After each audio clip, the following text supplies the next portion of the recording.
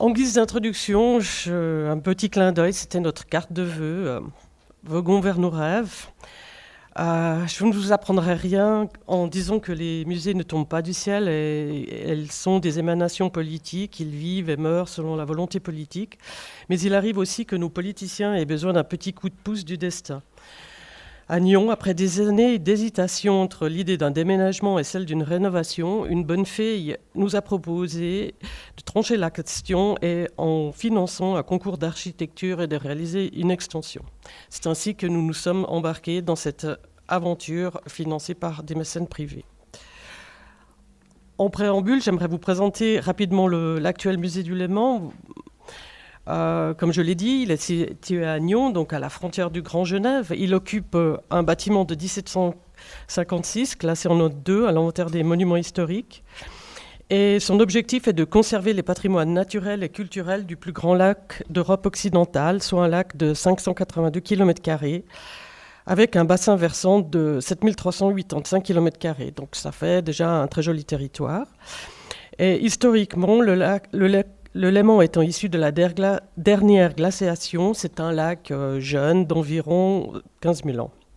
La thématique du musée est donc orientée vers les sciences techniques, avec une prédilection pour les sciences humaines, ce qui en fait aussi un musée de société.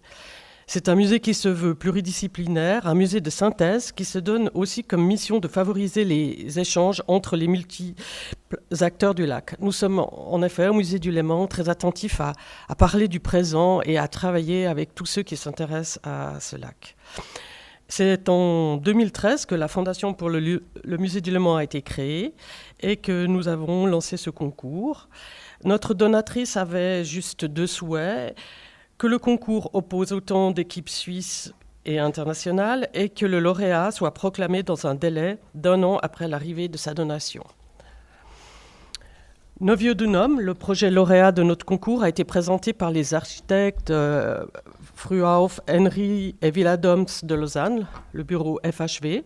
C'est un jeune bureau qui s'est distingué entre autres en collaborant avec Estudio, Barozzi et Vega suite au concours pour le musée cantonal des Beaux-Arts à Lausanne, ou plus récemment en gagnant le concours de la bibliothèque de l'UNIL, l'Unitec.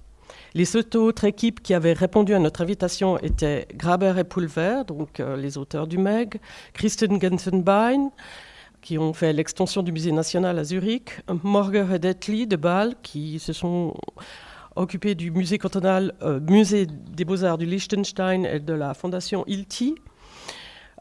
Côté international, nous avions convié Studio Mumbai, Bijoy Jain, Bernard Tchoumi, qui est suisse, franco-suisse, enfin, et qui avait son bureau à New York, Kengo Kuma et Rudi Ricciotti.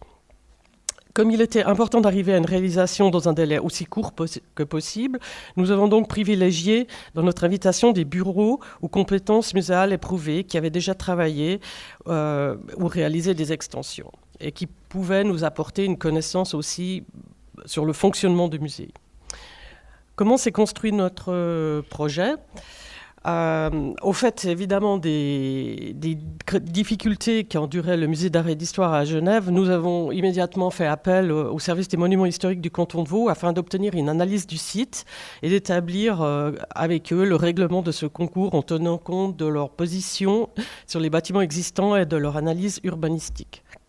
Notre bâtiment, un ancien hospice datant de 1756, avait été construit d'après des plans tracés par le célèbre architecte vaudois Gabriel de Lagrange, considéré comme l'un des architectes les plus talentueux du XVIIIe dans le canton de Vaud.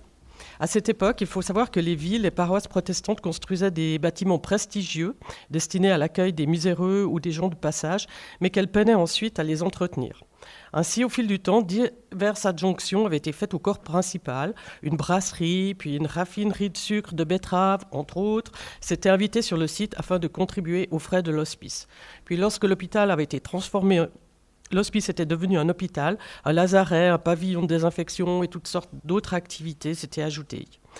Pour les monuments historiques, construire cette extension était l'opportunité de mettre en valeur le bâtiment central, classé en note 2, et de le dégager de tous les autres petits bâtiments qui en altéraient la perception. Les monuments historiques attendaient donc de cette extension une mise en valeur de ce bâtiment, considéré par eux comme un témoin majeur de l'architecture hospitalière du canton. Et pour eux, la nouvelle construction devait absolument se tenir à distance, une distance qu'ils disent respectable de l'ancienne infirmerie. Et c'est ainsi que le projet de FHV a le mieux convaincu en proposant de créer ce qu'ils ont appelé une sorte de grand mur habité. Ce grand mur est destiné à offrir un abri au musée et à assurer la protection de ses activités en le protégeant du vent dominant, la bise, car ces activités seront appelées à se dérouler sur un grand parvis. Le bâtiment public sera appelé à rester en partie ouvert. Au rez-de-chaussée, on y trouvera le centre de documentation du Léman et une cafétéria avec terrasse dans la cour historique. Il était vraiment important pour les Nyonnais, très attachés à leur musée, que l'ancien musée puisse continuer à être visité.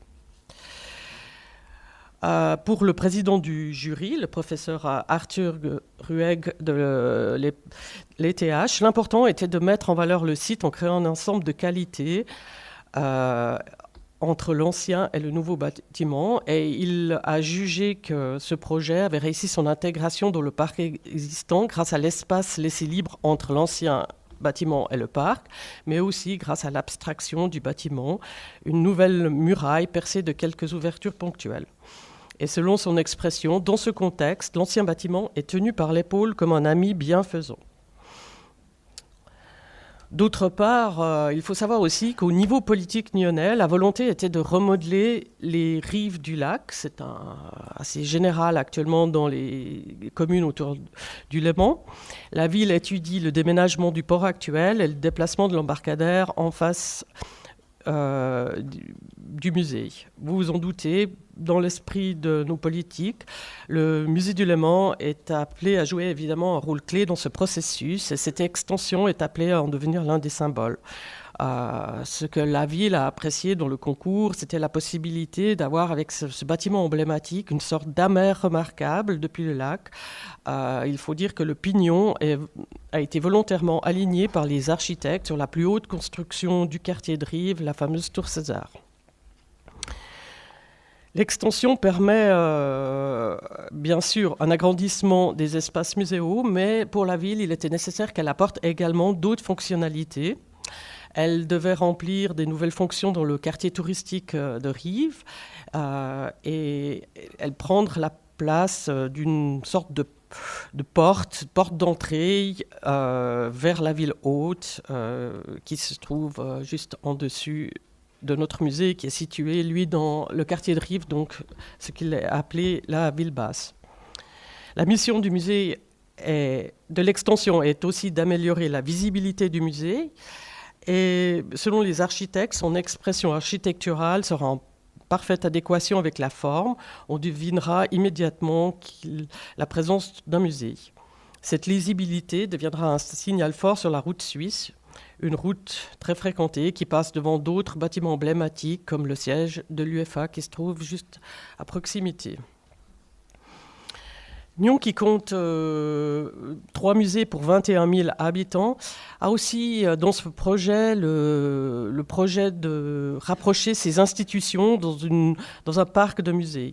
Et l'extension, qui devait obligatoirement offrir une entrée dans le haut du parc, doit faciliter le passage des groupes entre les différentes institutions.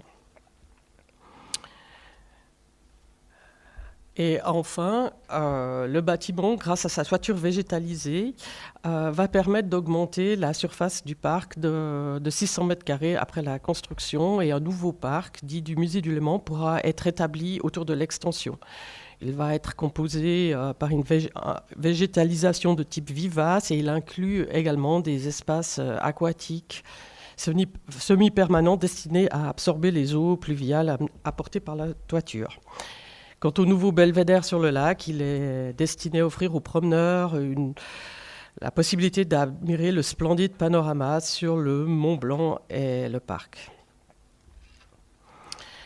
Alors, qu'est-ce que notre musée va apporter de différent ? Qu'est-ce que cette extension peut amener de nouveau par rapport à l'actuel musée. Dès le départ, la volonté n'était pas de réaliser un simple agrandissement des surfaces muséales, mais de procéder à une refonte complète de l'institution. Nous avons développé un concept qui est courant maintenant dans les musées, dit des 3 pôles, soit un pôle d'exposition, un pôle d'animation et de compétences, où, selon la formule consacrée, un lieu à voir, à visiter et à vivre. Et la totalité de l'extension va représenter 6350 mètres carrés. L'exposition et les animations occuperont la nouvelle aile, et le pôle de compétences prendra place dans l'ancien bâtiment. L'idée est aussi de décharger les gens du musée des tâches pour lesquelles ils n'ont pas été formés, de pouvoir mettre en fermage le restaurant, toutes les activités de restauration sur place, et avec ces nouveaux apports, de rendre le musée plus convivial. Je vous montre rapidement les plans avec l'articulation de ces 3 pôles. En violet, vous voyez le rez-de-chaussée avec toutes les différents espaces muséaux, des salles en enfilade d'une surface de 3120 mètres carrés, qui sont complétées par différents dispositifs techniques adéquats, des ateliers de décoration, aquarium, archives. Et la surface va peut-être vous paraître petite, mais l'idée était que que les expositions permanentes soient remplacées selon un tournus plus rapide qu'actuellement. L'actualité, en effet, liée au lac est très riche, et je crois que le succès de notre musée réside vraiment dans sa capacité de coller à l'actualité, au présent, et d'être capable d'interagir avec ces différents acteurs. D'autre part, l'idée était aussi, avec ces salles en enfilade, de pouvoir ponctuellement disposer d'une surface agrandie pour réaliser des expositions temporaires exceptionnelles.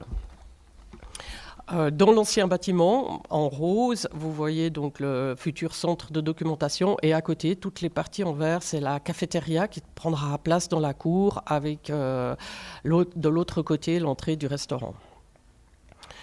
Au premier étage, vous avez donc ce futur pôle d'animation qui se déploie sur 1880 mètres carrés. On y trouvera un restaurant, mais aussi différents auditoires, salles de séminaire. Et ces salles sont destinées à avoir une très belle vue sur le lac, la cour, les parcs environnants, mais également sur les collections. Une transparence a été voulue entre le pôle d'animation et le pôle muséal. Vous voyez l'intention des architectes. Les galeries et le restaurant doivent permettre d'apercevoir les collections. Nous avons dans ce musée l'intention d'exposer dans cette partie des bateaux. Ce sont des objets peu sensibles, et donc il nous semblait important qu'il y ait une possibilité, dès l'entrée dans le musée, de pouvoir tout de suite être au cœur des collections. Trop souvent, je trouve que c'est très difficile quand on arrive dans un musée, on ne peut voir un objet, des collections qu'à partir du moment où on a acheté son billet. Là, l'idée, c'était vraiment de permettre une perméabilité entre les 2 espaces. Bon, cela va certainement poser pas mal de problèmes, mais disons, c'est une expérimentation dans laquelle on a essayé de se lancer.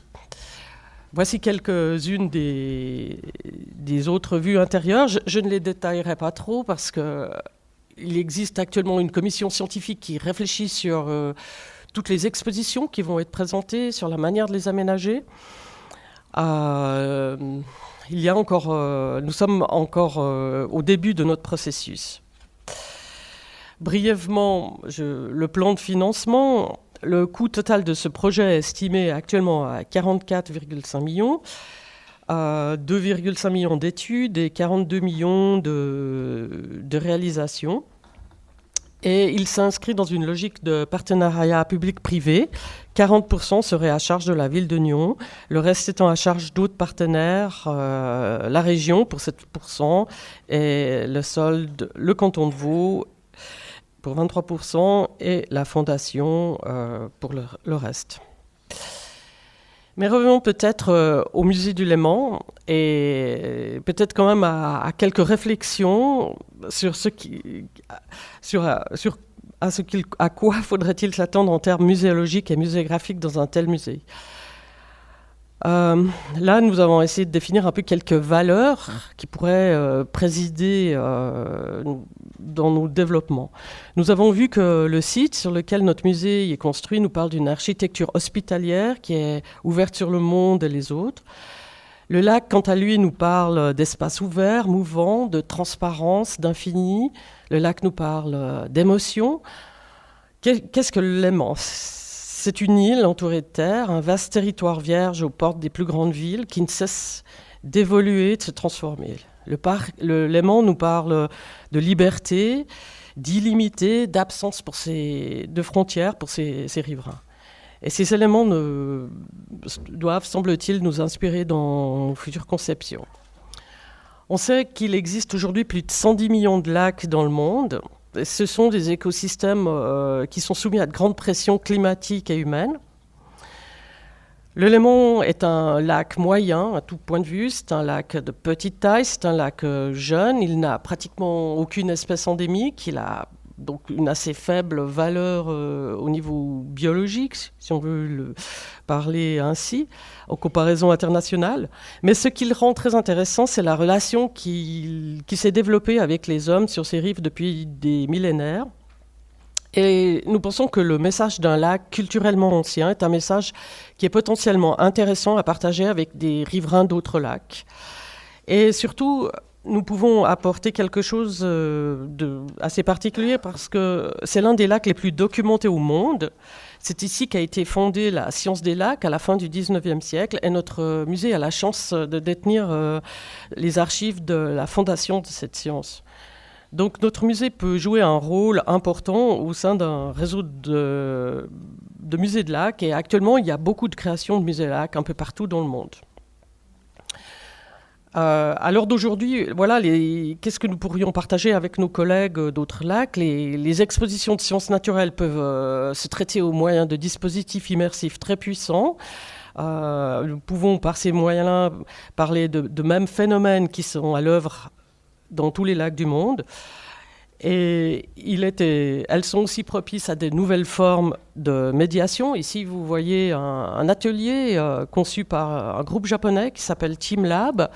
Et les enfants peuvent imaginer des créatures et ensuite scanner leurs dessins qui apparaissent dans les aquariums virtuels qui sont mis sur pied. Mais notre lac a aussi un énorme patrimoine et une culture qui lui sont propres.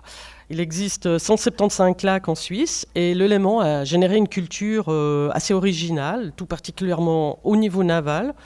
La Suisse possède la plus grande flotte de bateaux à vapeur en activité sur des lacs. Et les bateaux sont bien évidemment les monuments de ce lac. Au niveau international, ce lac est reconnu comme un petit sanctuaire de la voile grâce aux exploits de ses multiples champions. Et d'un point de vue sociétal, il est indéniable que c'est un théâtre où l'on affiche sa puissance, comme en témoignent les bateaux très coûteux qui le sillonnent et qui sont sans cesse renouvelés sur le Léman. Au niveau de notre musée, bien sûr, ça s'est traduit par une abondance de collections. On possède une cinquantaine de bateaux, plus d'une cinquantaine, et des centaines de modèles réduits. Et en comparaison internationale avec les autres musées de lacs, qui sont établis sur le lac Biwa, sur le Baïkal, c'est déjà un bel exploit pour un petit lac. Donc là, vous voyez notre collection de bateaux en modèle réduit, sur laquelle nous travaillons pour la mettre en œuvre dans la future halle d'exposition. C'est évidemment un grand challenge muséographique.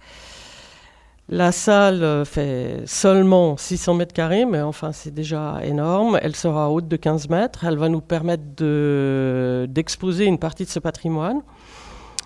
Et reste une question majeure, comment exposer ces bateaux ? Comment les présenter de manière plus originale que dans un salon nautique ? Est-ce qu'il faut les ériger en œuvre d'art ? Est-ce qu'il faut mettre l'accent sur le design, les bateaux étant des objets d'une très grande technicité sur les aspects constructifs. Est-ce qu'il faut les confier des artistes d'art contemporain? Il y a beaucoup de possibilités. Et c'est aussi très intéressant de réfléchir à cette notion du bateau, parce que le voyage en bateau sous-tend quand même toute l'histoire de l'humanité, les premières migrations avec de nombreux drames. Et c'est très important dans notre musée de présenter un lac et de parler aussi de phénomènes d'immersion, d'engloutissement, de disparition. Chaque année, on déplore la disparition de plusieurs personnes, plongeurs, navigateurs, et on estime que le lac recèle plus de 20 000 âmes englouties. Et donc c'est un peu la face sombre du lac qu'il faut aussi aborder dans le musée. Et c'est notre responsabilité de dire les dangers de ce plan d'eau, pas seulement de vanter ses beautés ou ses aspects festifs. Et là, le musée a vraiment un rôle, une transmission à faire entre les générations, car ce sont des savoirs qui ne s'apprennent pas nécessairement en famille ou à l'école. Et notre musée joue un rôle important à ce niveau, en qualité d'interface entre les différentes populations qui s'intéressent au lac, les sauveteurs, les navigateurs, les plongeurs, enfin tous les gens qui utilisent ce lac aujourd'hui. Voilà, pour terminer, cette phrase de Steinbeck: « L'homme, en construisant le plus merveilleux, le plus personnel de ses outils, a reçu en échange un esprit en forme de bateau, tandis que le bateau recevait une âme en forme d'homme. » Et je trouve que cette citation illustre merveilleusement bien la puissante relation qui lie l'humain à l'outil, à l'œuvre, à l'objet, et aussi, bien sûr, aux bateaux qui nous permettent d'appréhender ce monde des eaux qui n'est pas toujours qui peut être dangereux. Voilà, donc en conclusion, notre musée devrait exprimer deux choses. Par son site, en raison de cette architecture hospitalière, être un lieu où l'ouverture vers autrui, en permettant de connaître les multiples strates culturelles qu'a connues le Léman depuis sa colonisation par l'homme, voilà plus de 6000 ans, et comment s'est élaboré ce patrimoine qu'on peut taxer de régional, mais qui n'est pas si fermé sur lui-même, qui est bien plus ouvert au monde qu'on veut bien le dire. Un patrimoine qui est fait de multiples influences, latines, celtiques, nordiques, et puis bien au-delà des mers, si l'on pense que de nombreuses inventions navales sont chinoises. Et en raison de la proximité du lac, nous a amené aussi à une réflexion sur notre condition. Le lac est un univers en mouvement qui génère sans arrêt du nouveau, des nouveaux objets, des nouvelles œuvres, des nouvelles formes d'identité, de sociabilité. Un écosystème, un univers qui peuvent être certes merveilleux, mais également dangereux, et envers lequel nous avons de grandes responsabilités. Voilà, le lac, c'est un univers qui est assez facile à transmettre. C'est un univers immédiat dans sa perception, qui parle à des publics très variés, qui fait appel aux 5 sens et qui permet de se connecter également au 6e sens, l'intellect, en appelant souvenirs et émotions. Pour conclure, je dirais que par sa transparence, son infini, sa rareté dans le paysage et la lumière qu'il projette sur son environnement, le lac est un peu l'œil du monde. Un musée de lac est comme lui, unique et nécessaire. Merci beaucoup.